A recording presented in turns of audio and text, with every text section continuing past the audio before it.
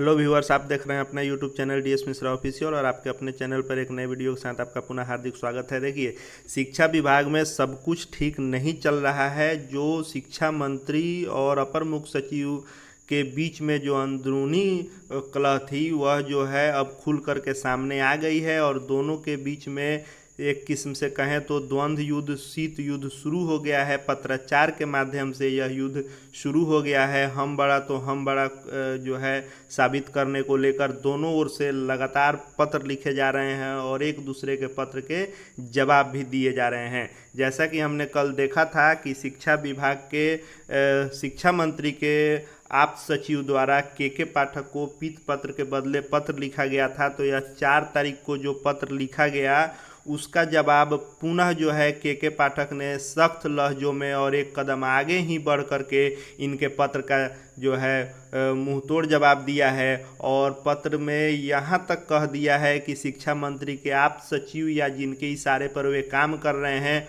उनको शिक्षा विभाग में घुसने को बैन कर दिया है। यानी उनके द्वारा कहा गया है के पाठक के द्वारा कि शिक्षा विभाग में आपकी एंट्री नहीं होगी। बहुत सारा उन पर एक्शन के लिए भी पत्र में जिक्र किया है।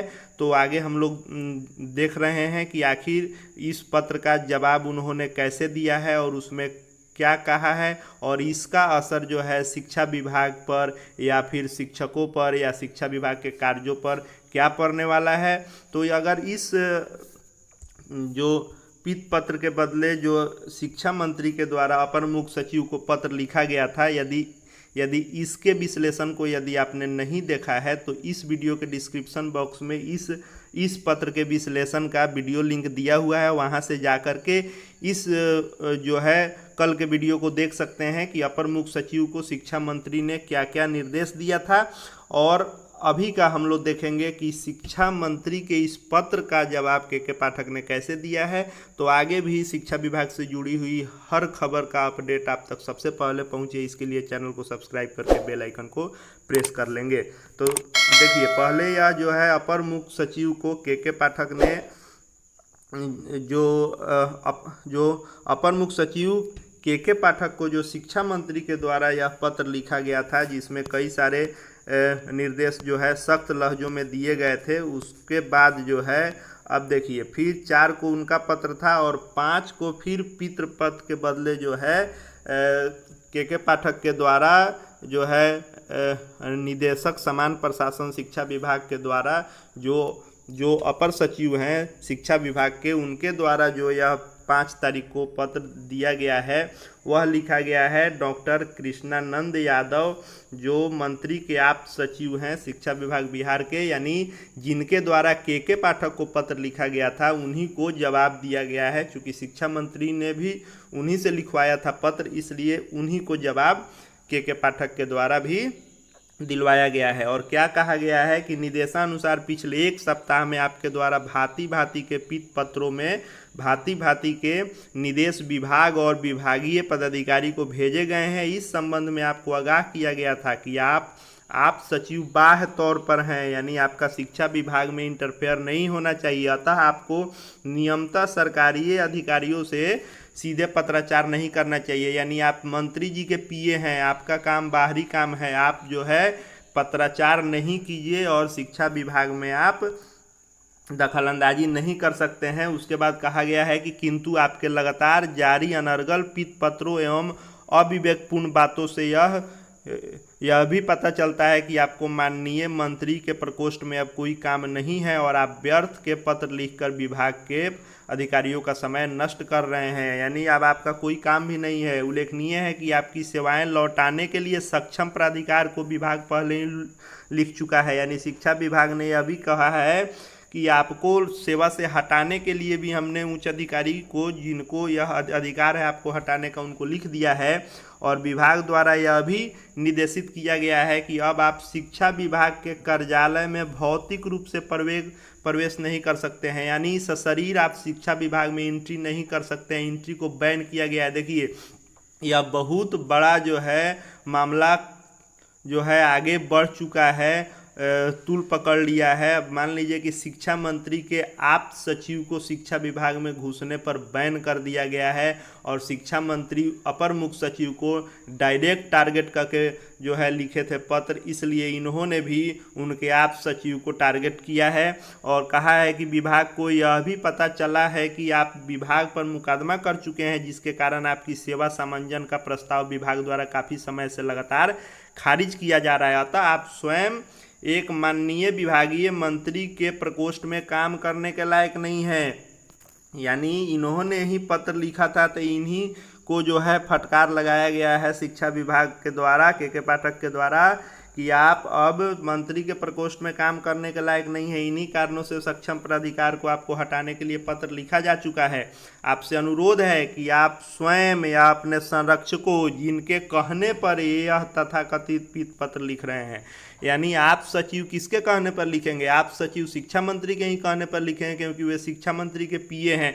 तो यहाँ शिक्षा मंत्री का डायरेक्ट नाम नहीं लेकर, चूँकि अधिकारी हैं तो इनको जो है पता है कि कैसे जवाब देना है, तो उन्होंने पोस्ट में लिख दिया कि जिनके कहने पर यह जो है पत्र लिख रहे हैं, पूरी जो है प्रक्रियाओं से अवगत हो लें और उसके बाद ही किसी प्रकार का पत्राचार करें।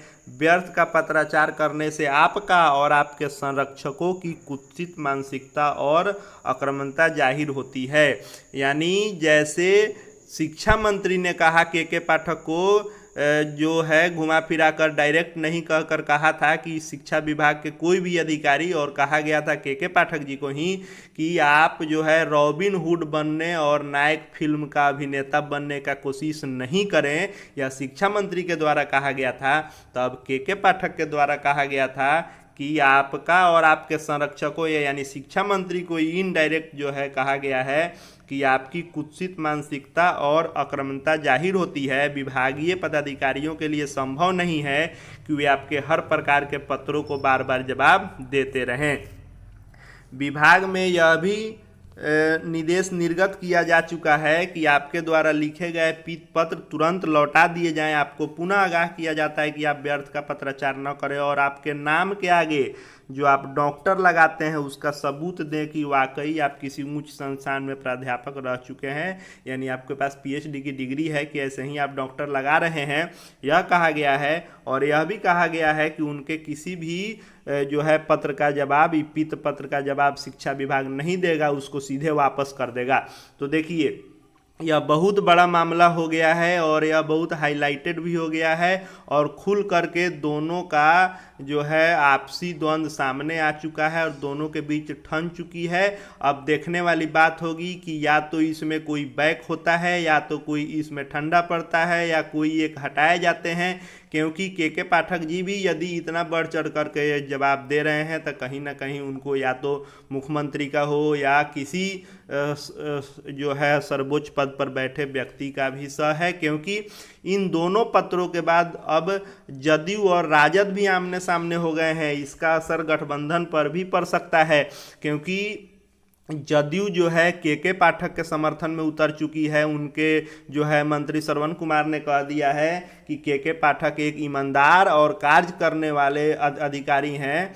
तो वहीं जो है राजद विधायक ने कहा है कि के पाठक को कान पकड़ करके विभाग से बाहर निकाल देना चाहिए। और राजद के जो नए मंत्री हुए हैं अभी जो है जीतन राम मांझी के बेटे को हटा करके, जो उनके हटने के बाद जिसको बनाया गया था, उन्होंने वह कह दिया है कि ऐसे अधिकारियों की मनमानी नहीं चलनी चाहिए, उनको तुरंत बर्खास्त करना चाहिए। वहीं जदयू के नेताओं ने इनका समर्थन किया है। तो कहीं ना कहीं जदयू एक तरफ के पाठक के समर्थन में उतर गई है तो राजद के पाठक के खिलाफ में उतर गई है। अब देखना दिलचस्प यह होगा कि आखिर दोनों के बीच का यह जो युद्ध है शांत होता है कि और आगे बढ़ता है, और इन दोनों के आपसी झगड़े का क्या शिक्षा विभाग पर असर होता है और शिक्षा विभाग के कार्यों पर क्या असर होता है और शिक्षकों पर क्या असर होता है, यह जो है धीरे धीरे साफ हो जाएगा। और हालांकि देखा जाए तो यह कहीं से ठीक नहीं है।